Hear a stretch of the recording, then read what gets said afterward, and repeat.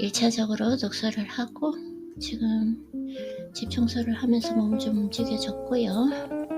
간단하게 뭐 좀 먹고 원서를 읽어도 되지만 오늘 책 아까 읽던 부분이 너무너무 궁금해서 책을 오늘 계속 한번 읽어보도록 하겠습니다. 굳이 오늘까지 다 끝내지 않아도 될 것 같아요. 억지로 끝내지 않아도 되고, 근데 오늘 너무 좋은 내용이라서 한번 책을 읽어보도록 하겠습니다. 인간관계는 타인이 아닌 자신과 맺은 관계다. 맞아요. 저도 그렇게 생각해요. 그래서 저도 인간관계에 좀 문제가 있다고 생각했었거든요. 문제가 있다라는 게 내가 스트레스 받는 게 좀 싫었던 것 같아요. 왜냐면 그건 타인의 문제가 아니라 예민할수록 불안도가 있는 사람일수록 이 스트레스를 받기 쉬운 환경이다 이렇게 생각을 했던 것 같아요. 그래서 저의 문제를 좀 해결하기 위해서 혼자만의 시간을 많이 가진 것 같습니다. 그리고 또 이건 다른 말로 하자면 사랑하는 사람과 연애하는 기간, 사랑하는 그 시간이 내가 누구인지를 명확하게 발견하는 시간이다라는 걸 갑자기 생각에 잠기네요. 내가 알지 못했던 나의 완전한 그 밑바닥의 본 모습까지 드러나는 나는 누구인가를 알게 되는 그거죠. 그래서 결국은 사랑을 하는 것도 그 사람을 알아가는 게 아니라 나를 알게 되는 과정, 그리고 나와 관계를 맺는 과정이 아닌가라는 생각을 합니다. 그래서 우리는 말과 행동을 통해 타인과 관계를 맺습니다. 생각을 말로 전달하고 말은 행동으로 실천되어 옮겨집니다. 생각, 말, 행동, 이건 다 유기적으로 연결되어 있다고 생각합니다. 뭐가 먼저라고 할 것 없이 내가 어떤 말을 의도하지 않았지만 그런 생각은 아니지만 말로 이렇게 좋은 말을 내뱉었을 때 그냥 좋은 감정이 생기고 그러면 좋은 생각이 떠오르고 이렇게 되기 때문에 그래서 결국 내 생각이 관계의 핵심입니다.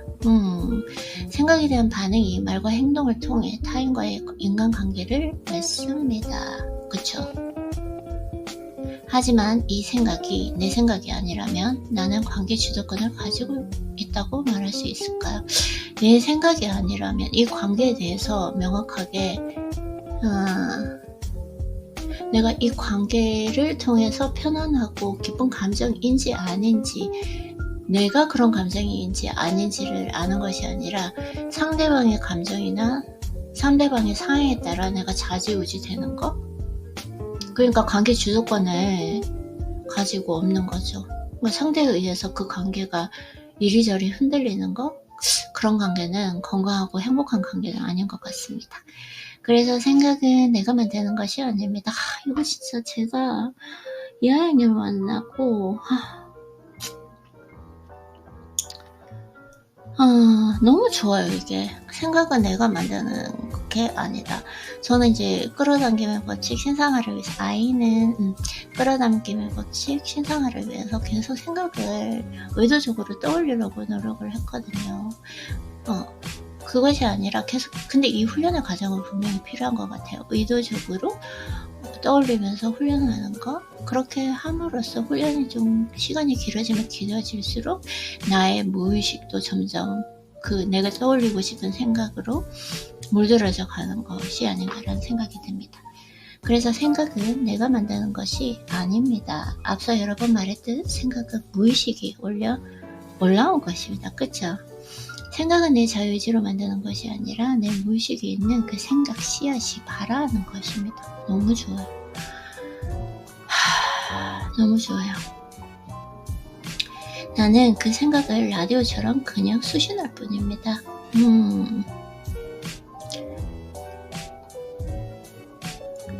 그 수신한 생각을 나의 말과 행동으로 전달하고 있습니다.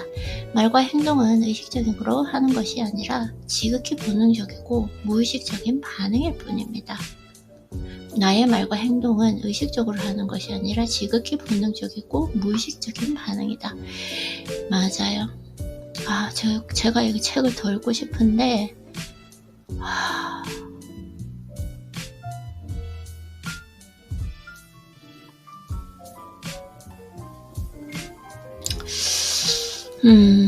네, 여기까지 한번 읽어볼게요. 좀 아깝기는 한데 이걸 내가 내일 아침에 일어났을 때 내 혈성이 좋을 때 그때 읽어야 될까? 아니면 그냥 이렇게 지금 약간 떨어졌는데 후루룩 읽어나가는 게 맞나? 지금 의문이 들긴 하는데 괜찮을 것 같아요.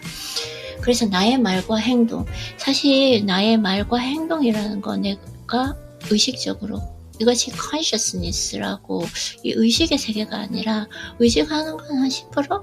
내가 행동하는 거는 무의식. 그러니까 무의식이라는 건 결국은 습관이잖아요. 내가 가지고 행동해왔던 습관. 그래서 그 습관 하나를 바꾸기 위해서 10년이 걸린다고 하시니까. 그래서 지극히 본능적이고 무의식적인 반응일 뿐이다. 맞아요.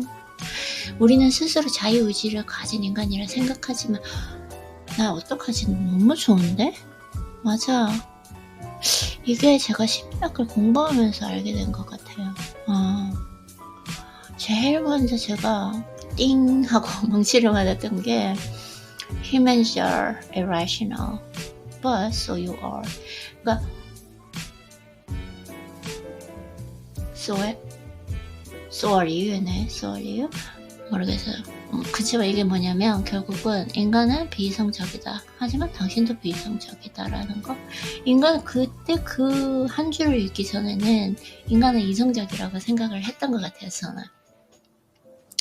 그래서 우리는 스스로 자유의지를 가진 인간이라 생각하지만 사실은 반응하는 존재이지 행동하는 존재가 아니다. 반응하는 존재다. 내 안에 박혀있는 해결되지 못한 사춘기 소녀가 타인의 거울 삼아 말과 행동을 하고 있습니다. 그 말과 행동을 통해 내면을 투사하는 중이다. 맞아요. 제가 이걸 내가 가지고 있는 상처?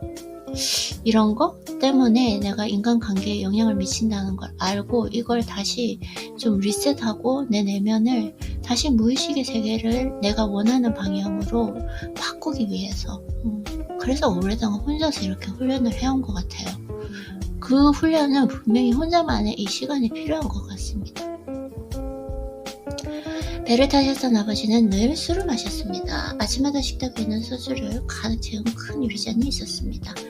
붉게 상기된 얼굴과 떠올리는 손가락, 초점을 잃은 그 눈이 아버지의 아침 모습이었습니다. 유리잔을 한 번에 비우고 나면 아버지는 소리를 지르셨습니다. 뭐가 그렇게 화가 나셨는지 아버지는 어머니에게 소리를 지르며 이성이 아닌 본능으로 행동했습니다. 그때마다 어머니는 나를 자궁방에 넣고 너무 무서워.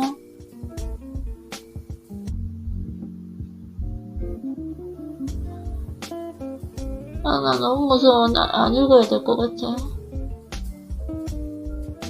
내가 이래서 이런 거 못 읽어요.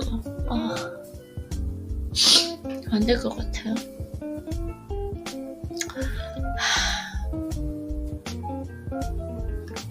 그래서 지금 훑어 읽고 있는데 그 유리잔이라고 하는 게 공포와 두려움의 대상이었다고 해요. 그게 이렇게 완전히 각인됐겠죠? 너무 슬퍼요. 얼마나 무섭고 아팠을까. 넘어가야 될 것 같아요. 너무 무섭고 마음이 아파서.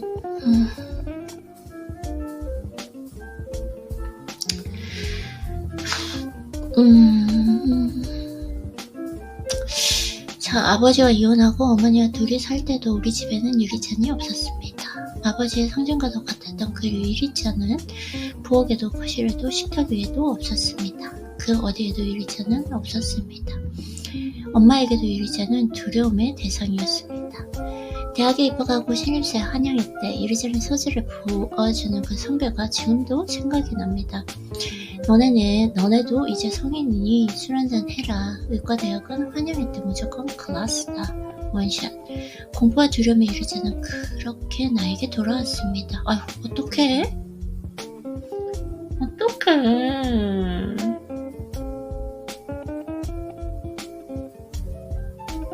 나 이거 너무 슬픈데? 내일 읽을까?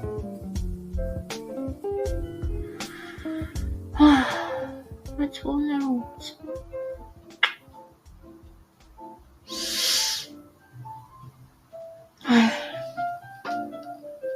그래서 한 번에 마시다고 해요. 전부 다 읽지 않고 대가 내용을 훑어가면서 읽도록 하겠습니다.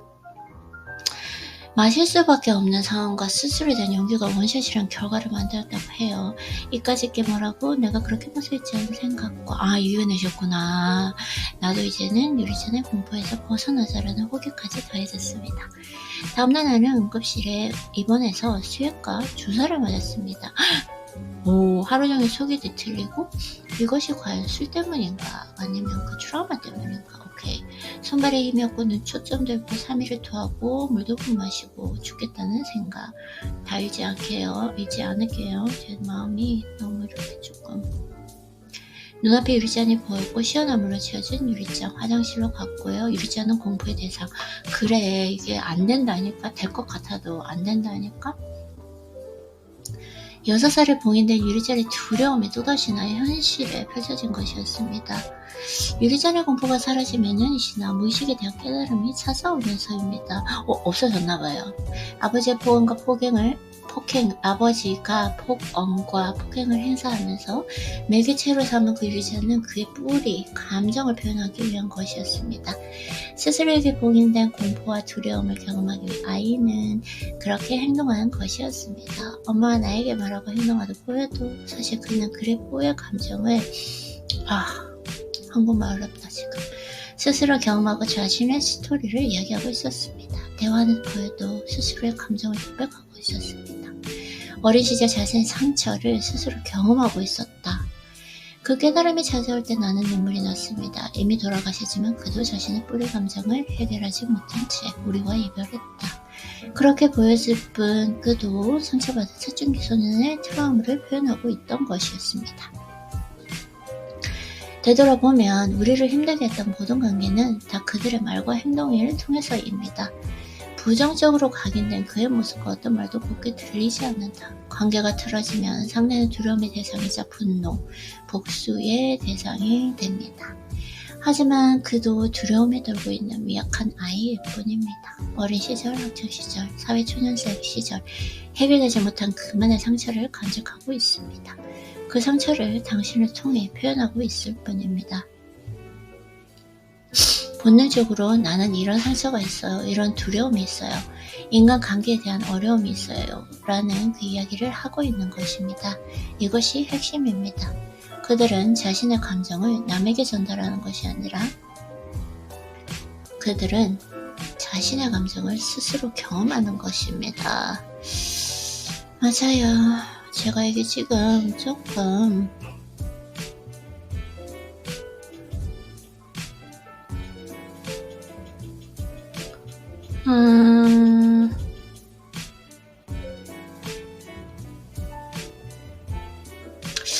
슬프기 때문에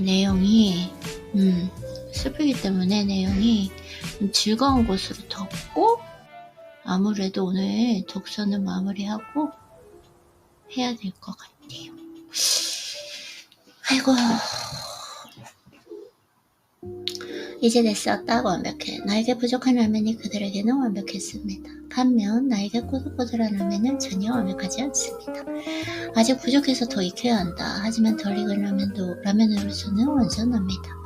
완벽하지 않지만 라면으로서는 완전합니다. 완전은 존재의 본질을 말하기 때문입니다. 완벽한 라면은 아니지만 라면이라는 본질에서 벗어나지 않았습니다. 라면이 있지 않았다고 짜장이라 부르지는 않습니다. 완벽은 충족의 차원이고 완전은 존재 차원이다. 오케이. 당신은 어떠한가? 당신은 완벽한 존재인가? No. 완벽이라는 게 이 세상에 있을까요? 목표에 부합하는 삶을 사는가? 네. 성공의 조건에 충족하는 인생을 만들고 있는가? 네. 저는 이미 그런 인생을 살고 있어요. 목표는 또 있지만 절대 그렇지 않다? 완벽한 인생은 존재할 수 없다. 인간은 욕망의 동물입니다. 욕망이라보다는 좀 성장하고 싶은 마음. 굳이 내가 욕망이 아니라 할 수 있다면 이 자리에 머물러 있지 않고 성장하는 마음? 그걸 통해서 또 즐거움을 느끼고 그게 재밌는 것 같은데요. 그래서 욕망이라는 그 무의식은 오히려 고정관념입니다. 절대 사라지지 않습니다. 오히려 그 자리에 참 이게 말하기 따라서 다른 것 같아요. 해석하기 따라서 그걸 욕망이라 부를 수도 있고 그냥 성장하는 거 그게 돈이 될 수도 있고 내가 왜냐면 시간이 있기 때문에 돈을 벌면서 좀 더 많은 자산을 읽을 수 있잖아요. 그게 욕망이 아니라 안 하는 것보다 낫지 않나요? 매일매일 어차피 살아가야 되는 건데. 그래서 죽는 순간까지 나와 함께합니다. 고정관념의 힘입니다. 따라서 욕망의 충족은 욕망의 해소로 이어지지 않습니다. 욕망이라는 그 관념은 충족의 과정을 통해 스스로 해소되어 사라지길 원치 않기 때문입니다. 욕망의 충족이 또 다른 욕망의 추구로 이어지는 이유입니다. 성공과 행복 그 조건들을 나열하고 열거해도 그것이 절대로 해결되지 않는 이유이기도 합니다. 조건의 충족은 같은 극을 보는 자석과 같습니다. 다가갈수록 멀어집니다.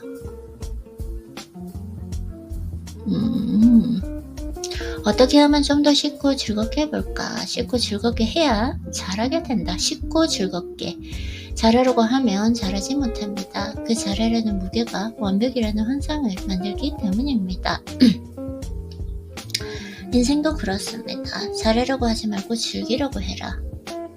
그러다 보면 알게 됩니다. 그냥 즐겁게 살았을 뿐인데 열심히 산 과거보다 훨씬 더 많은 걸 이루었다는 것을요.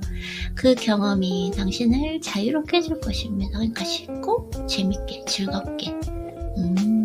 맞아. 제가 이건 지은 건데 제가 여러 가지 루틴을 하면서 내가 지금 즐기지 못하는 것은 무엇인가 잘못되어 가고 있다는 신호다. 그거는 인간관계도 마찬가지인 것 같아요. 그 인간관계를 즐기지 못하고 무슨 어떤 어려움이 있다. 근데 그 어려움이 있는 걸 예전의 관념으로 생각하면 인간의 관계는 갈등이나 어려움이 있을 수밖에 없기 때문에 이해하고 희생해야 된다라고 하지만 저는 굳이 그걸 해야 되나? 라는 생각이 있습니다. 그래서 당신이 이미 완전한 존재임을 알게 될 것입니다. 부족함이 있어요. 그것을 채우는 즐거움이 있는 것입니다. 풍요만 추구하고 풍요만 펼쳐지는 인생은 존재하지 않습니다. 그 환상에서 벗어나십시오. 완벽은 없습니다. 그 미완벽이 당신이고 당신이 있는 세상입니다. 그렇기에 당신의 삶은 완전합니다. 완전은 완벽과 미완벽을 이미 품고 있습니다. 그 삶을 응원합니다. 아직 덜 익은 당신의 삶, 그 삶을 사랑하십시오. 이미 그 자체로 완전합니다. 네, 역시 책은 좀 한 번만에 하는 게 좋은 것 같아요. 조금 힘들어지려고요. 그러면은 두 번째 오늘 독서 노트는 여기까지요.